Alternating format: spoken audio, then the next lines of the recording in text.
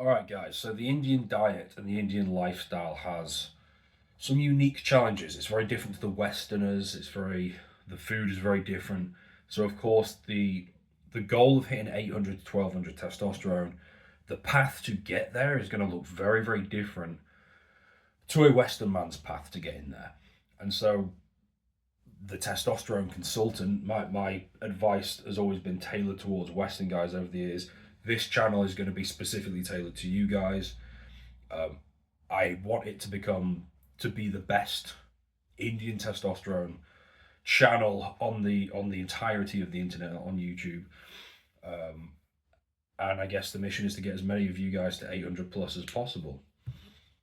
So yeah, in this video we're going to get into the big 7 cardinal sins that I keep seeing Indian men make, and it's absolutely destroying your testosterone levels, morning wood, libido, your ability to have a muscular physique, lose fat easily, have lots of energy, and just feel good, you know? So the 7 big ones. The biggest one of all, in my opinion, this is easily the biggest. It's not certain websites, PORN. It's not playing with yourself, although I'll get to that in a minute. It's too many carbs.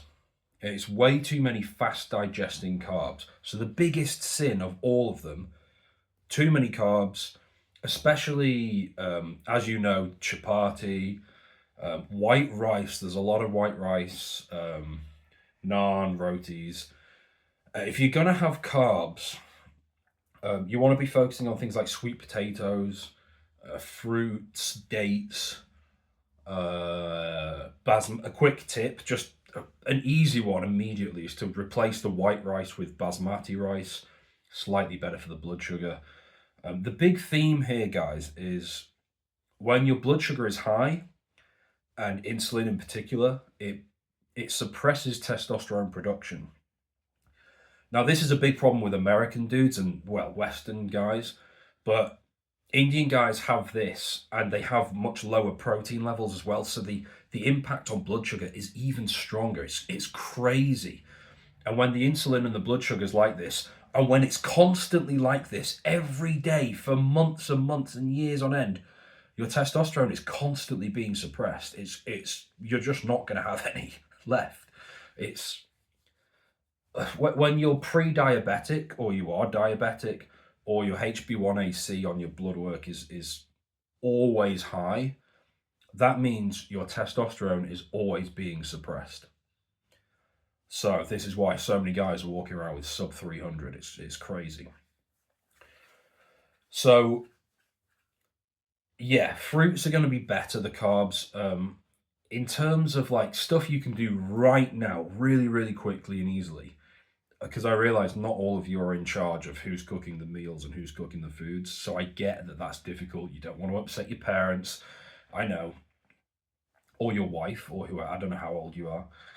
But the quickest thing you can do is, if you're having something like butter chicken, you have reduced quantities of chapati. So instead of, say, 5 per day, you have 3. And then you have more butter chicken, the stuff with the protein, the nutrients, the vitamins, the minerals that you actually need for testosterone, but higher protein and less of the empty carbs. Chapatis are not like terrible, but they are lacking in nutrients, and when you have loads and loads and loads of them with very little protein, it's when that's when the blood sugar starts going higher and higher and higher. So you've got to get that balance more on point. So higher protein, less carbs. And that leads me into the cardinal sin number 2, which is way too little protein. This is a big difference between Indian dudes and Western dudes. Most Western guys have no problem hitting 150 grams of protein, as long as they're not eating junk food, as long as they cook a little bit. Like 150 is not hard. Indian guys really struggle with that. 120 is a good start. The ideal is still to get to 150 or so. I realize some of you guys can eat lamb.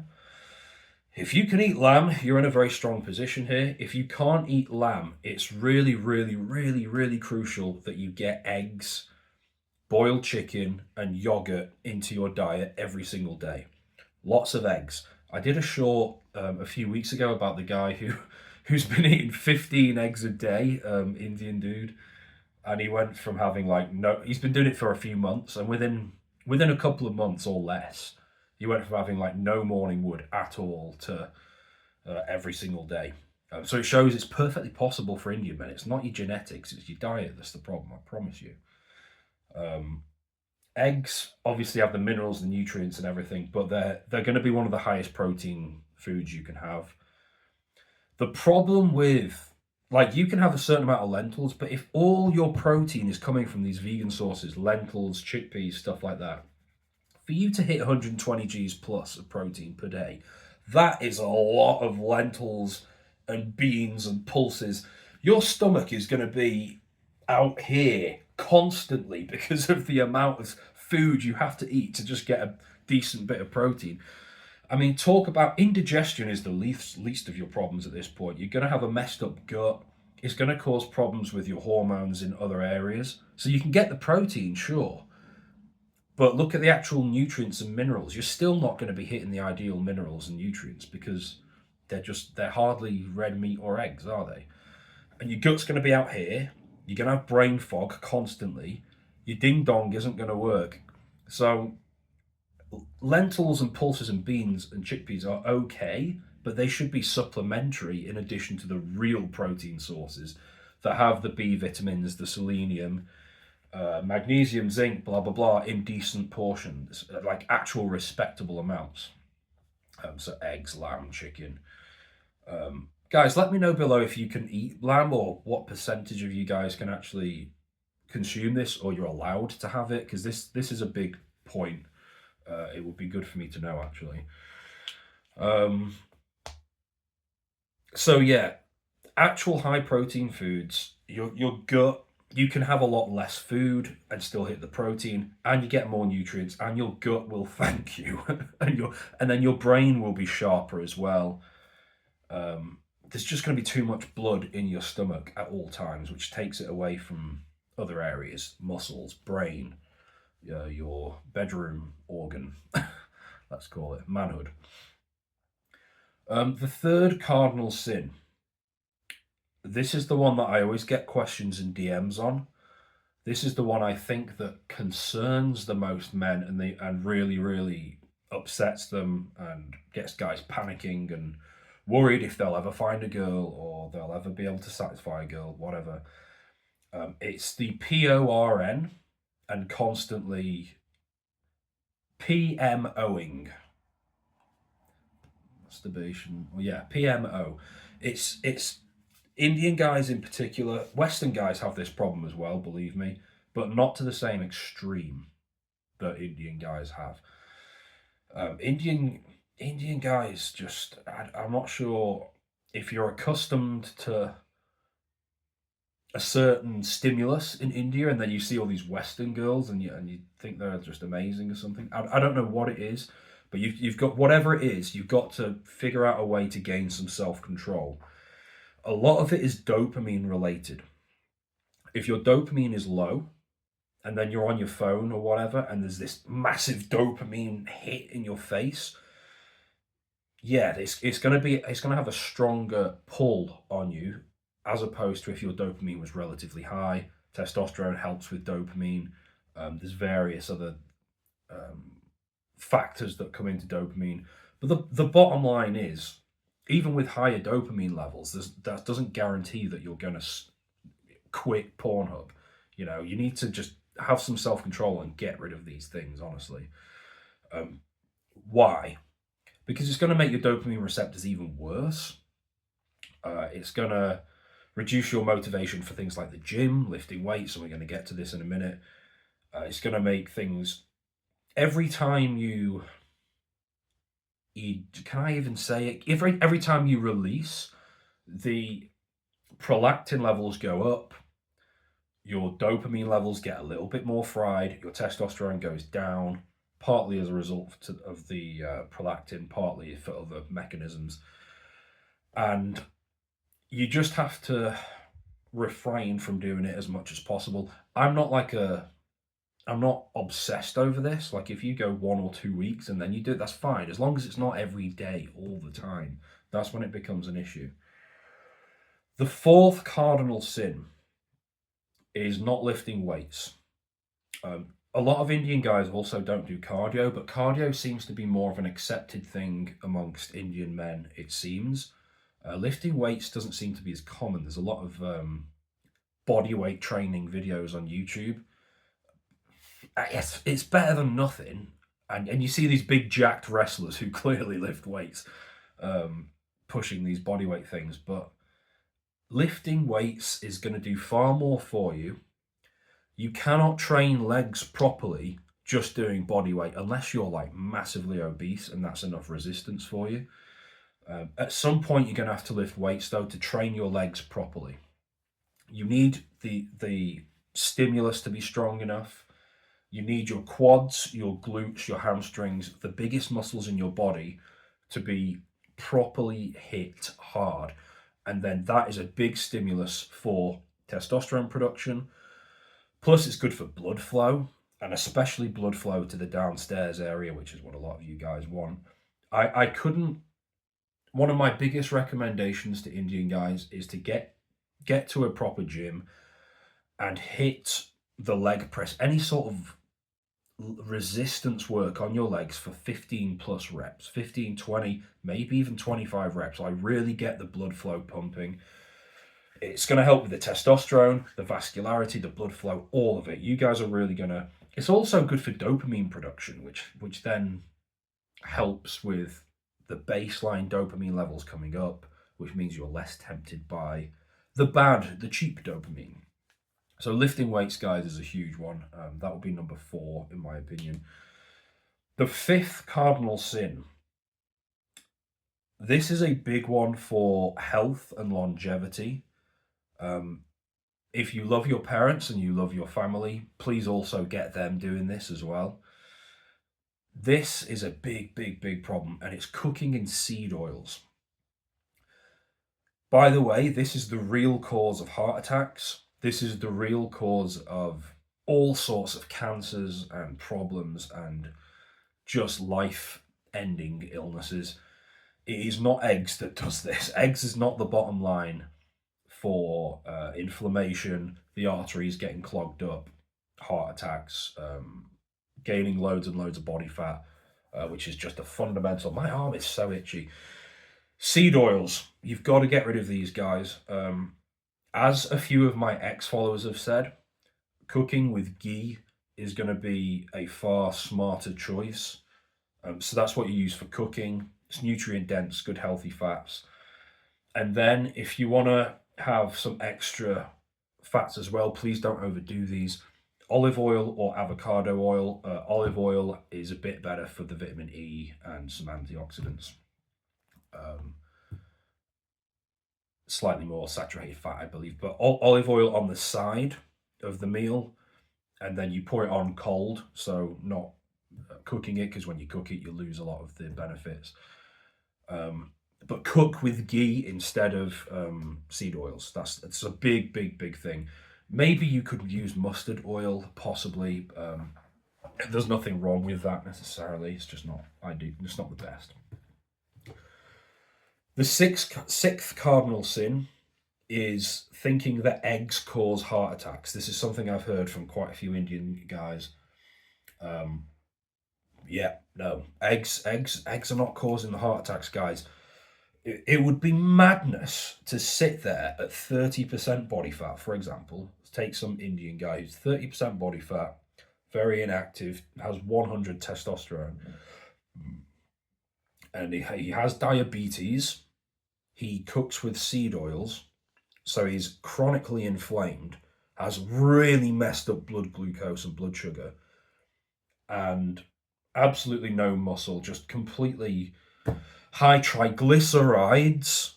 That's a huge sign that you're going to have a heart attack before the age of 50, depending on how long you've had them for. And to then think that eggs are going to cause, like, under those circumstances, he might need to avoid eggs for a while until he gets those things fixed. But it's not eggs that's putting him in danger. It's the high body fat. It's the chronic inflammation from these seed oils and too many carbs and not enough protein, blah, blah, blah. And it's the triglycerides that have come from the seed oils and being obese and diabetes as well. Eggs don't cause these problems. The root of it is blood sugar, too many carbs, too many calories, and seed oils. That's the root problem. If you cut those things out and avoid them, eggs will be the best thing you've ever had. They're nutrient dense, very high in protein. They will protect you long term. So yeah, eggs are going to be your life savior, guys. A lot of you guys, assuming you can't eat lamb, if you can have lamb, whoa, you're onto a winner. I know there's like a religious thing behind that. Chicken and boiled chicken, however you do the chicken, butter chicken, whatever, another big one. Lots of good nutrients in there, as well as the protein, obviously. So yeah, that's 6. The 7th one is missing. This one's huge, actually. This is something else that could save you guys, especially if you can't eat lamb. And it's missing key supplements for guys specifically that can't eat red meat. So if you can't eat red meat, and then you don't have creatine, L-carnitine, or collagen, or B vitamins, you are absolutely crazy. You're missing out on a variety of things here. So why are these things important? So creatine isn't just for gaining muscle. It's huge for ATP production in the brain. It's huge for energy levels. So just ATP production in the cells throughout the body, but in particular the brain. Huge for energy levels.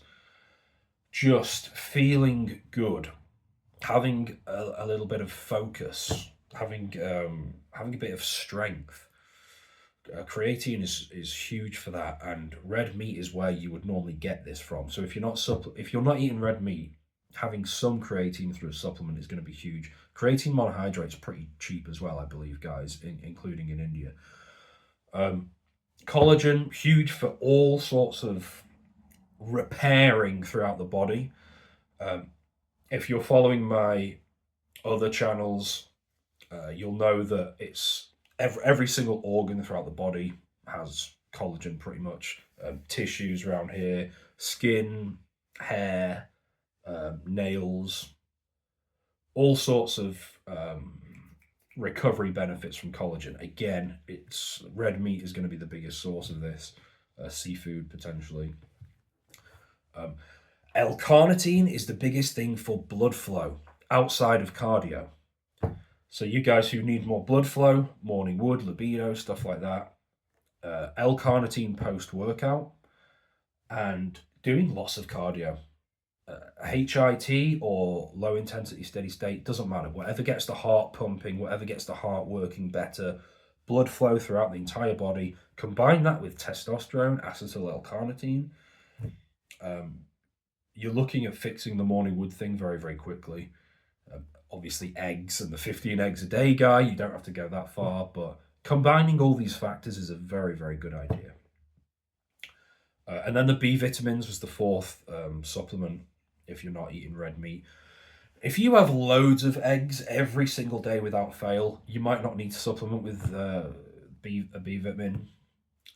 Maybe just B12. B12 is probably the biggest one, guys. If you only have a couple of eggs a day, a few eggs a day, I think you're still going to want a B supplement, especially B12. B12 is a fundamental for testosterone. And then B1, 3, 5, and 6 are all going to be very helpful for reducing cortisol, reducing stress, enhancing sleep quality, sleep depth, which is a huge testosterone fundamental. It's not something you guys tend to moan at me about. I don't think it's the biggest problem for you guys, but it's still helpful. The more you sleep, the better your testosterone is going to be. So yeah, B vitamins are a big one. Again, B vitamins tend to be fairly affordable. It's not true for collagen, I don't think, um, but yeah, they're the seven cardinal sins, guys. I hope you found them useful. Ask questions below, please ask questions, or email me or whatever. My plan for this channel going forward is to, I don't know, kind of go viral, get as many views, and help as many people as possible. Obviously, my goal is to help people get to 800 to 1200 testosterone, Indian guys specifically. Um, I might get into Facebook ads in the future. If any of you guys are good at Facebook ads, any help would be appreciated because I'm not very good at that sort of stuff. I'm very good at the testosterone knowledge side of things. I'm very good at the bodybuilding stuff. I think I'm okay at talking on camera. I'm not good at Facebook ads.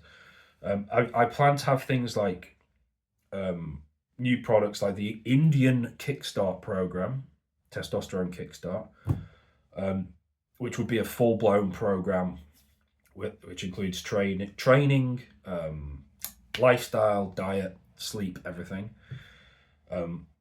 The Indian Testosterone Bible, which will be like an ebook, but like a go-to source, in like an introductory product for all you guys. This would be like $3. It would be priced at Indian prices. Obviously, I'm not going to charge Western prices because I'm not an idiot. But for me, for this to be worthwhile for me, I would need a lot of Indian guys coming towards this channel. So spread the word if you can. Failing that, then Facebook ads, I guess, would be the big thing.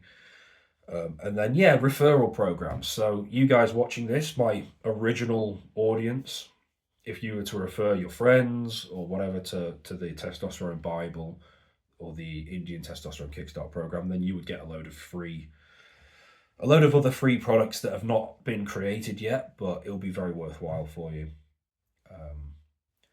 Yeah, I'm excited to see where this goes.